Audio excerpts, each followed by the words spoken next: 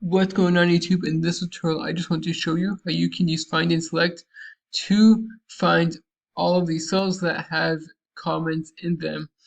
So here we have some sample data with dates and state sales amounts. As you can see, a couple of these values have notes in them.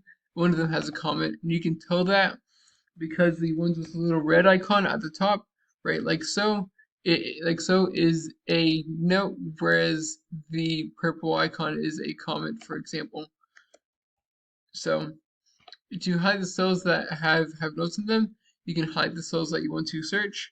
Go to the Home tab and then go to Find and Select, and go down, and then you're going to want to click on Notes. As you can see, this then highlights the two cells that have a note associated with it, and you can press Alt H and then hide them, for example. And as you can see, two cells with notes with them both have a highlight. But one thing to note is that this did not include the cell that had a comment, which is something to just keep in mind. As I hope you found this to be helpful. If you did, like, subscribe, comment. Thank you for watching. Have a great day.